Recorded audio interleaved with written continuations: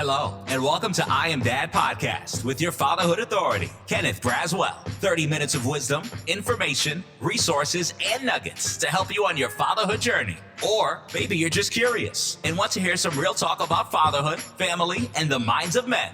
Well, guess what? We got you too. Sit back, grab your pad and pen, and maybe even bring a little something to sip on.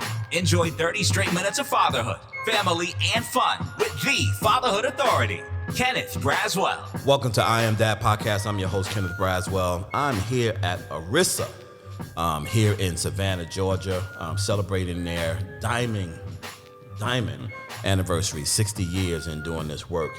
And was invited to come out and do I Am Dad Podcast here. And I'm so glad I did that because I've been able to talk to a bunch of very powerful people around the country, influential people, doing work in all aspects of this space around, particularly child support, fatherhood, and you name it. But these are the influencers. The folks that are at this conference are the folks that are the influencers around the country. And this gentleman that I got a chance to meet yesterday, randomly just sitting down in the I want to say hallway because I'm from the city, right? We always meet people in the hallway. John Ginwright, and he is from the great state of Missouri. He is the Deputy Director for the Department of Social Services Family Support Division of Child Support in Missouri. And him and I were just chopping it up. We sat down and people will tell you I could start a conversation with a rock. I could sit next to a rock and just have a conversation for like an hour. But John, how you doing? Doing great. Very excited to be here. When I met you yesterday, it was like I was meeting a superstar because I've been listening and watching this podcast for a long time. So, the cool thing about the podcast is that it has evolved. My original thought about this thing is that I wanted to become a vocal voice of the field, and not through my own voice, but through the voices of others who don't get the chance to kind of hear that the system is not after you, right? That there are humans behind the system and humans who have gone through the same things you've gone through, and they understand you with a level of empathy when they're going through these issues, and particularly for our fathers on the ground who really think that everybody is against them. That there are people behind the scenes that look like you. They're from the same spaces that you're from. And so to have conversations, about this work is really important. Tell me a little bit about your bio that I didn't say to anybody. Well, as he said, my name is John Ginwright. I am the Deputy Director for the Family Support Division in the state of Missouri. The Family Support Division is probably one of the larger divisions in Missouri. It encompasses all of the public assistance program, SNAP, TANF, SNAP, the workforce. I knew what you were trying to say. Yeah, coming out both ways. Workforce development, rehab services for the blind, and also child support enforcement or child support. And my main emphasis is I oversee and manage the child support program for the state of Missouri. I am the equivalent of the director for child support in Missouri.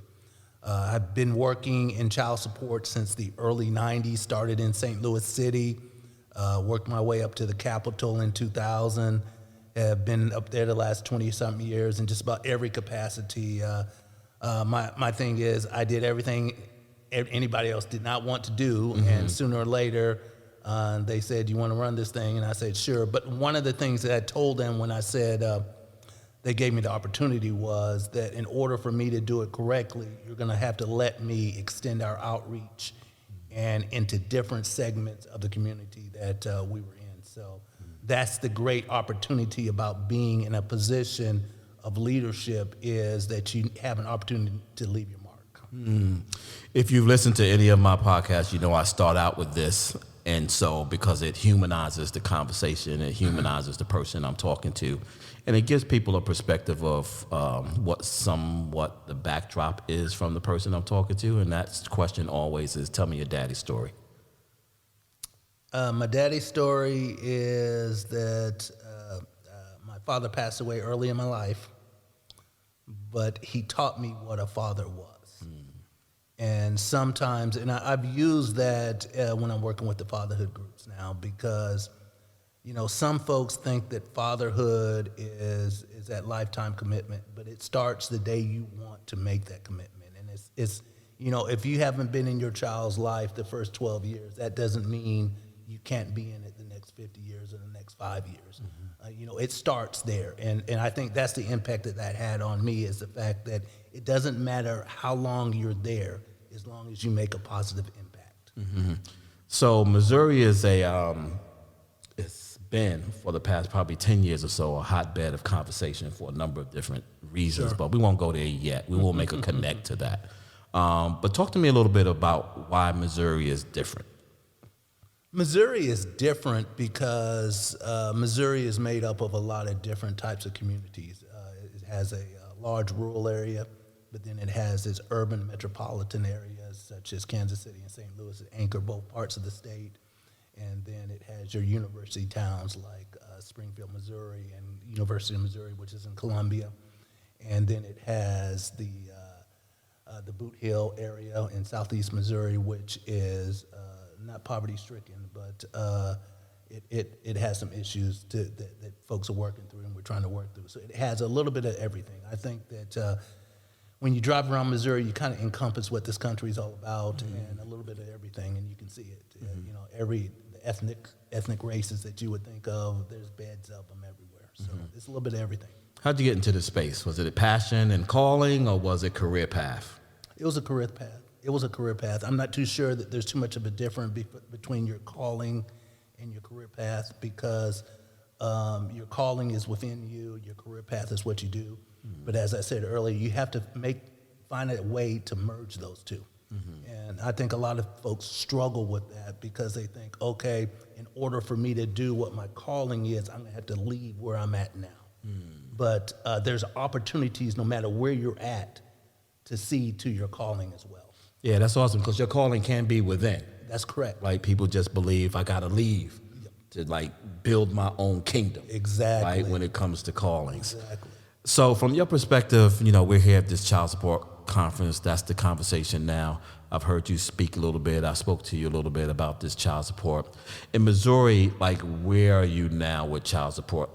What are the bigger issues, or are those issues similar around the country, or are there unique issues in Missouri as it relates to child support? The one thing about child support is child support in any state is going to be the same.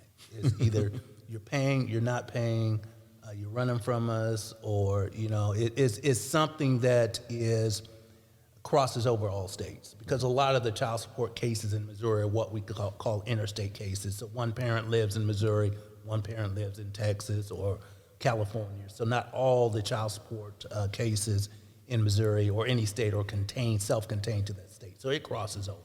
I think that the main issue, child support issue, is, and I tell this to my team, my outreach team all the time, is debunking the myths.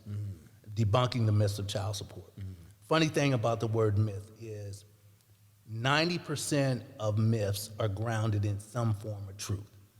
And when you think about it, so that's how a myth happens, because you start off with that little silver of truth, and then it grows to something that might not be true.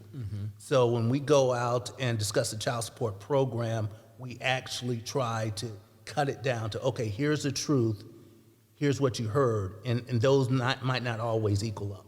Now, I'm not naive to think that some of those myths aren't true, because some of those myths need to be debunked on the state side, not necessarily on the non-custodial parent or the custodial parent side. They need to be debunked on our side. And so, when I work through it in the state of Missouri and conferences like this, one of the reasons that I attend conferences like this is so I can extend my reach.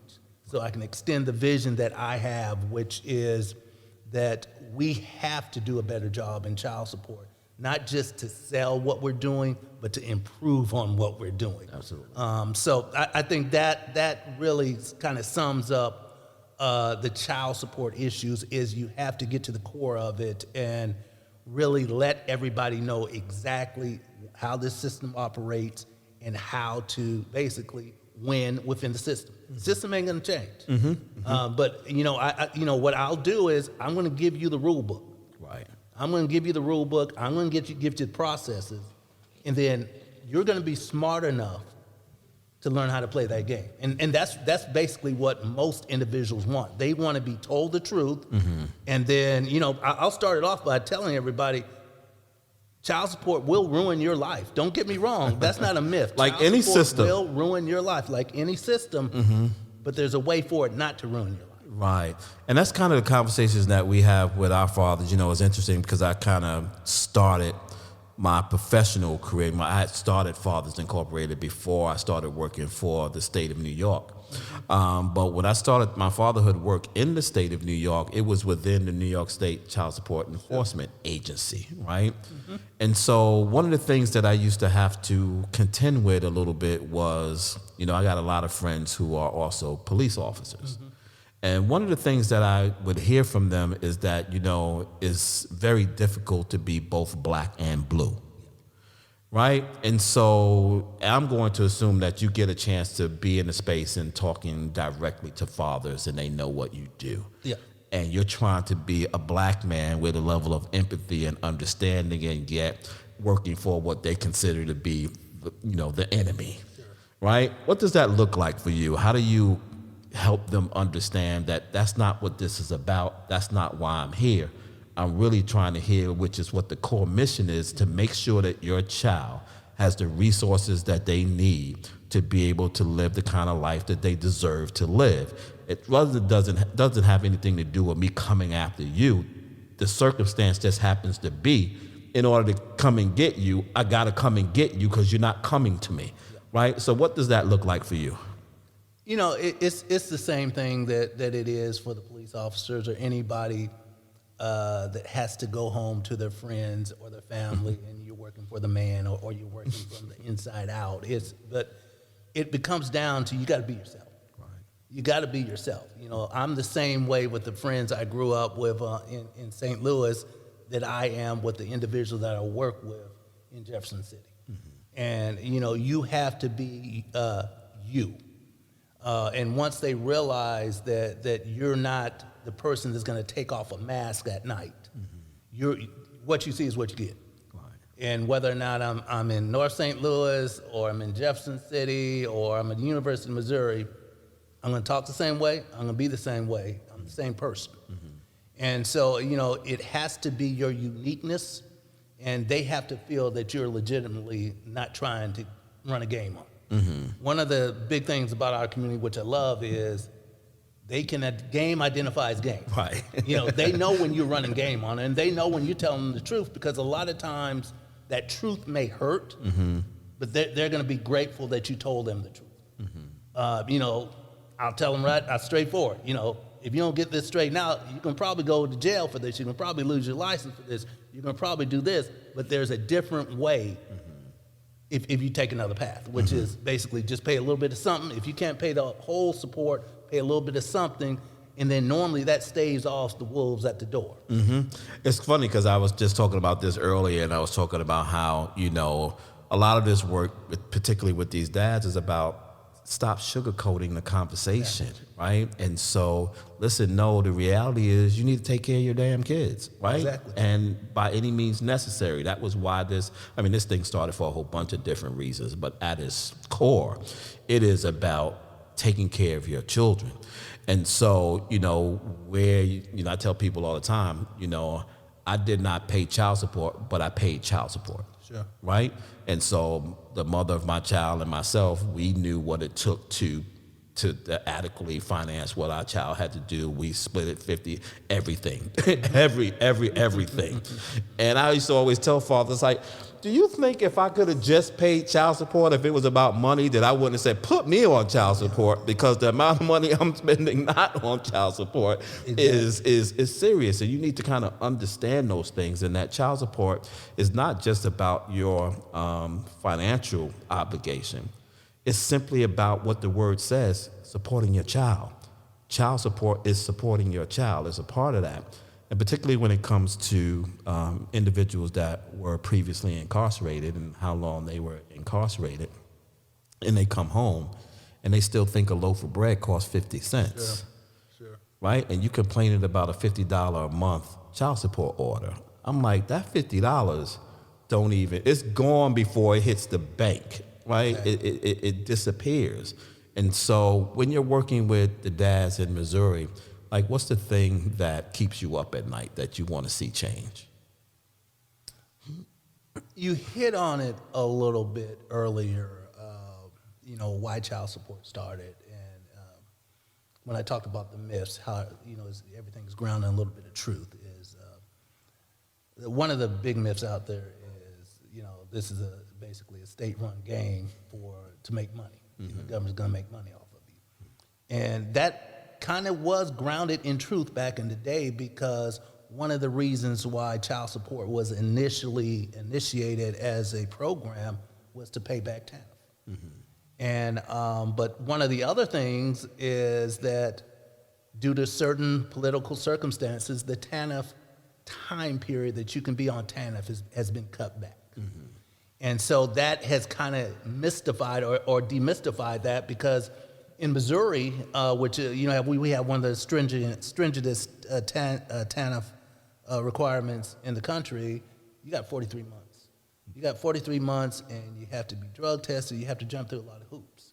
So we only have about 10,000 people on TANF in Missouri, mm-hmm. Which means that it is no longer a money-generating revenue. Right. Where before, when I first started in the 90s, we were self-funded, and because we could retain so much of the TANF funds that we were collecting, but mm-hmm. that source dried up. Right. So one of the good things about that is, since the state no longer has a financial involvement in it, we're just here as an intermediate between the mother and the father.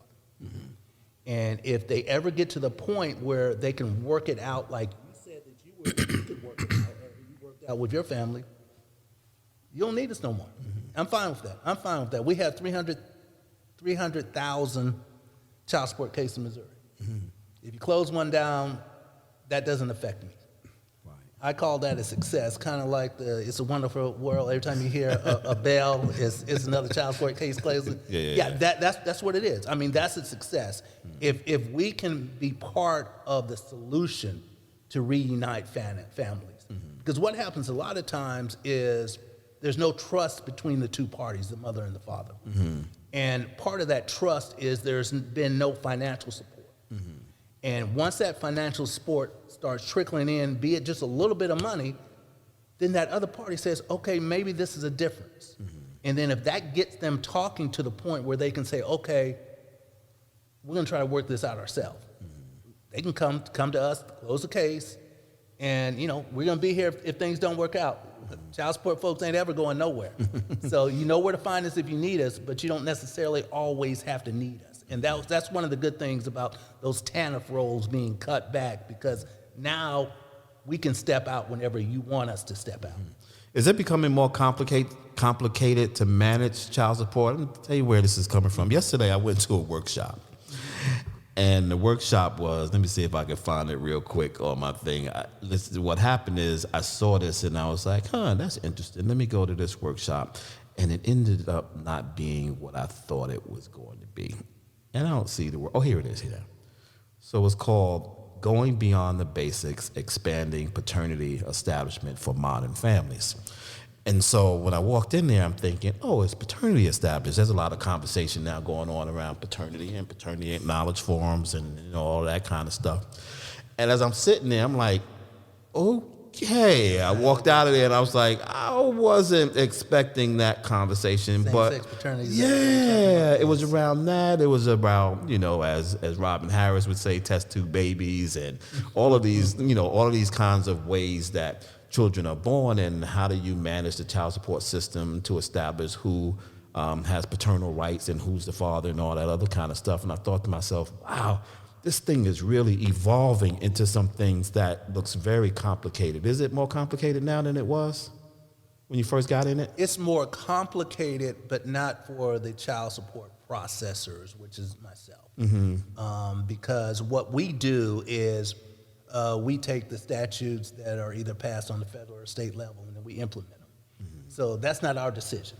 Whether or not you accept dual parentage in same-sex couples, That's a decision that is left up to each state's General Assembly. And when they pass that, then basically we have to implement it. So it's not as complicated, or I don't lose any sleep over that, because when the laws change, and you either agree with them or you don't agree with them, and you try to make it work. So, but the questions around how child support is going to be integrated within state statutes, those are heavy type questions, but those are done by the politicians, the legislators, and then they pass the laws, and then we look at them at the end of the session and say, okay, how are we going to make this work? Right. And then, so today I walk into a workshop that you were the moderator of, and funny thing. So I'm sitting there and I'm listening to the conversation, and a good friend of mine is, he's really into cannabis, right? And so I pull up my phone and I said to him, I'm at a child support conference sitting in a workshop on how the child support system is structuring policy to engage enforcement for cannabis businesses. So this was his response. And I'm cussing out loud. What in the entire? So let's track fathers through their cannabis purchases. So I have a question, when are we moving to Ghana? Right, this was his response today. Yet another workshop. Probably already tracking him, but he just don't know. That's what I said. I didn't respond to him yet. I was like, you ain't getting away from this. And to be honest with you, in essence of the conversation, it doesn't have anything to do with the cannabis. It has to do with, this is an emerging economic factor to which people are being employed, and another mechanism to which money can be insured for children who need children. That's right. And so when I saw that, while I'm sitting there, that's what I was thinking about. And when he responded that way, I was like, this ain't got nothing to do with cannabis. This is because the thing that I loved about what they kept interchanging the conversation with was the gig economy, right? Which is, we're not talking about the gig economy, that this is similar to the gig economy. How is that changing the difficulty in child support enforcement with the emergence of particularly after COVID? It has changed the world. Like, what has changed so significantly, during COVID now that makes it more difficult for enforcement? I think the structure of what we call traditional employment has changed dramatically since 2020, and it's changed for good. I don't think we ever going to get back to where we were. But that's not to say that where we were was better than where we're at now. Okay. I think that the gig economy and other ways to make money, it impedes child support a lot, because you can always, if you're working for Uber, you can go work for Lyft. When I called my Uber last night to pick me up and take me for dinner, the guy showed up and he had a Lyft sign in his car, and because he's working them all just to try to make as much money as he can. So when the child support, when we send those withholding orders or we try to collect, you can just move on to the next gig economy and keep on rolling. So it makes it difficult. But as I say when I speak to do my outreach work, don't be fooled by your game, because my game is the same. Because at the end of the point, you're not paying your child support, and as the further you avoid paying their child support, the more trouble it's going to cause for you. So you're delaying the inevitable. You're not getting away with it, because as those arrears start getting higher, that's when the thought of maybe you having to sit down with a prosecutor or criminal non-support, civil contempt, you lose your license, you lose your freedom. That's when that happens, the further you run away from that debt. So on the one end, it's going to make it a lot more difficult to collect, because you can just go to that next gig economy. But on the other hand, it's going to cause you a lot more trouble later down the road. Missouri is a state that had one of our fatherhood champions that have now passed away, Mr. Halbert Sullivan. Sure. His agency is still there, and as I like to say, killing the game. Oh, yeah. Like, they are killing the game and impacting fathers. How is Missouri faring in working specifically with fathers? What does the fatherhood space look like in Missouri? I'm glad that you mentioned Halbert Sullivan. Albert Sullivan was a very close friend of mine. We would talk probably at least once every 2 weeks. We saw actually when I left St. Louis in 99 or 2000, he was just getting started with his father's support organization, and he was we worked in the same building. And we kind of crossed each other's paths, and we would wave.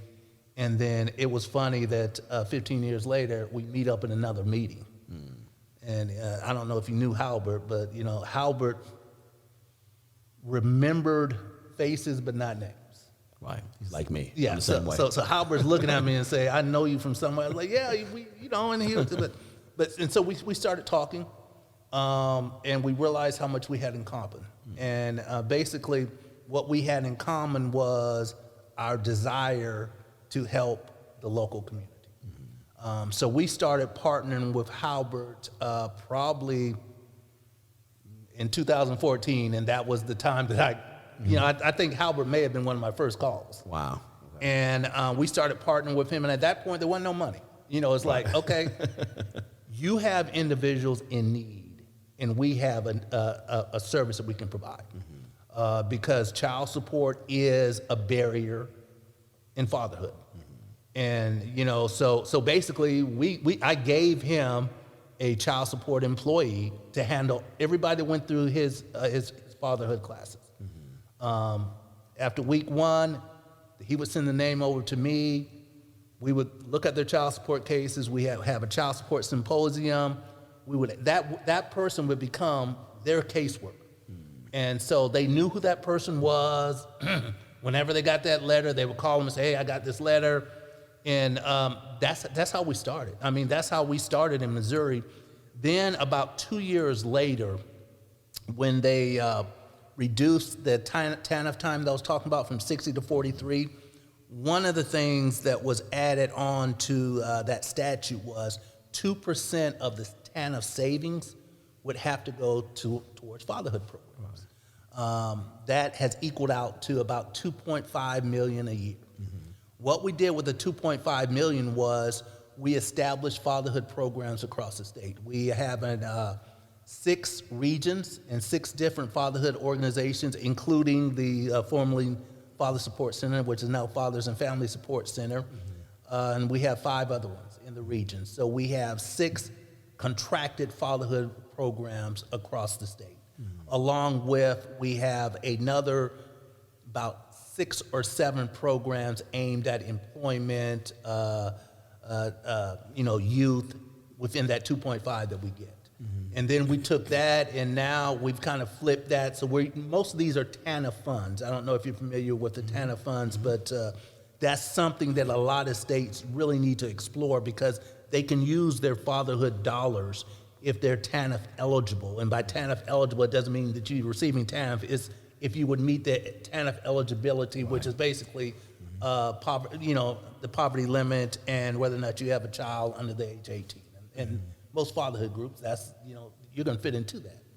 And so right now, I think we're up around $6 or $7 million that we're expending to organizations that help fathers. A lot of work that's taking place now around the country is in the fatherhood space, find itself in urban centers around the country, right? And so when it falls in the urban space, there's a race element around it, and there's a lot of conversations specifically about fathers of color and more specifically black fathers. Some years ago, there was this case that everybody remembers with Mike Brown. And one of the interesting things, I remember watching this thing play itself out on TV the night of right before the riots or right at the start of the riots was happening. And so I'm watching TV because I just kind of see this stuff, right? I don't know what it is about me that kind of sees this stuff. And so they were doing a press conference and they was coming on telling the community to calm down, not to, less more even heads prevail, right? And so when people know the story, they knew that Mike's mother and the dad weren't together, that she was already remarried. And so there was this scene where they were showing the mom and they were doing the interview, and Mike Brown's dad was standing in the backdrop. and he wasn't saying anything. He was just in the backdrop. And then they flipped and they went downtown. And downtown was the stepfather on top of a car with a bullhorn saying what he said. And my mind went to, whoa, look at this fatherhood thing playing itself out, right? Where you have one father on one extreme voicing his opinion in a very loud and public way, and another one with the same feelings, the same trauma, the same issues that is totally silent, unrecognized, and not giving the ability to express. And when we're doing this fatherhood work, we have those two dads and everybody in between, right? I agree. And so when you think about that occurrence in Missouri and working specifically with black men, has it changed any since that time? Are you paying more attention to working specifically with low-income black men in places like St. Louis, Ferguson, and other cities where they are? Or for you guys, to your point about the diversity, it's just really, we're trying to serve anybody that needs service? A lot has changed, but a lot has remained the same as well. There have been, we are the type of state that we have.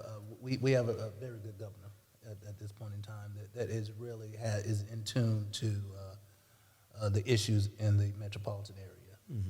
But one of the things that there's been some money that has anti-violence, anti-poverty, but sometimes you just can't throw money at a problem.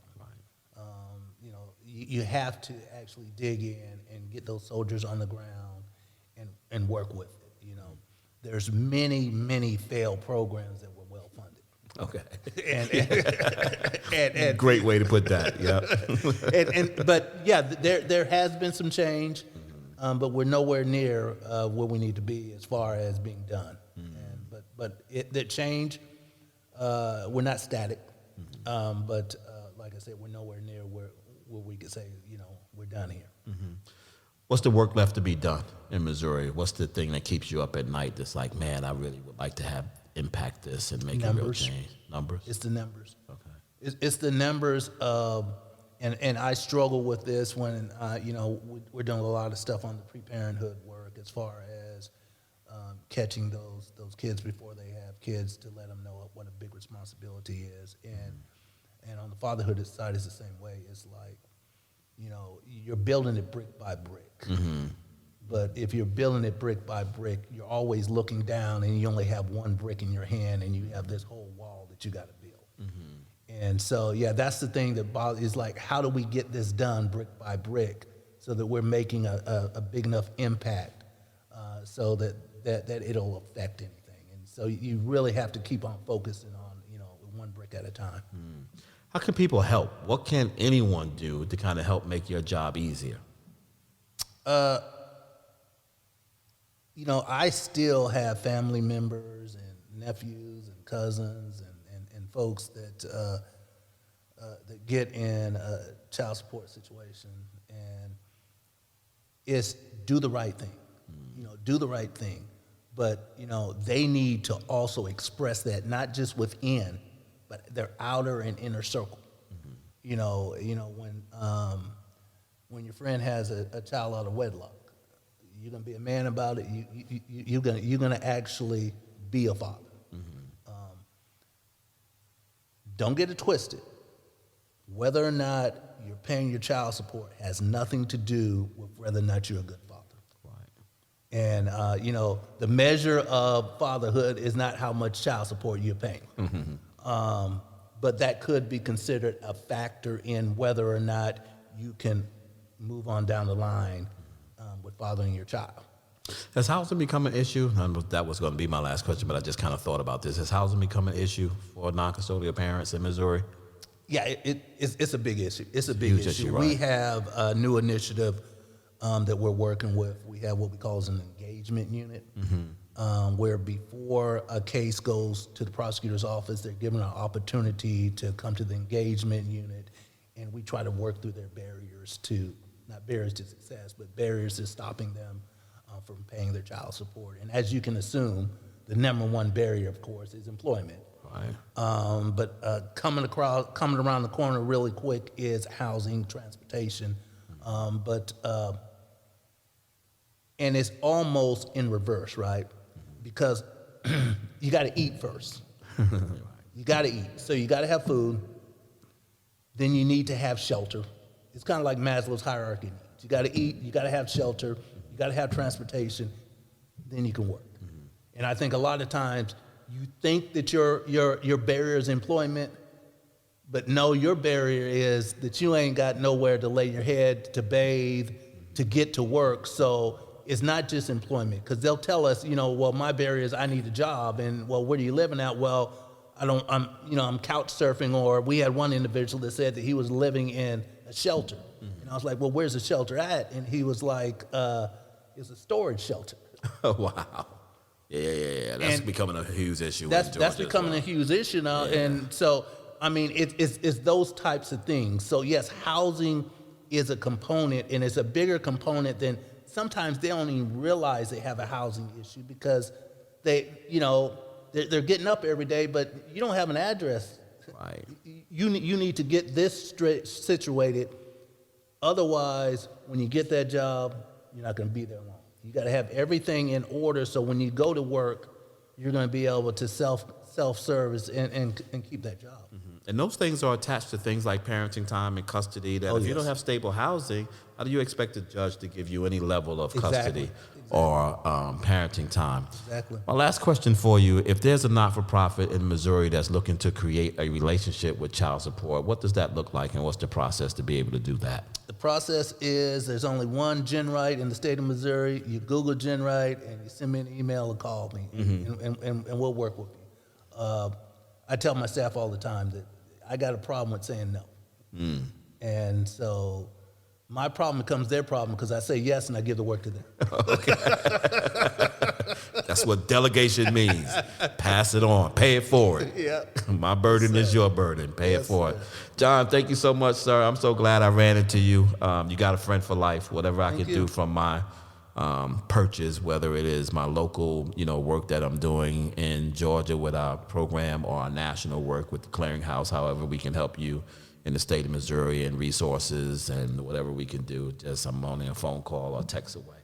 Okay.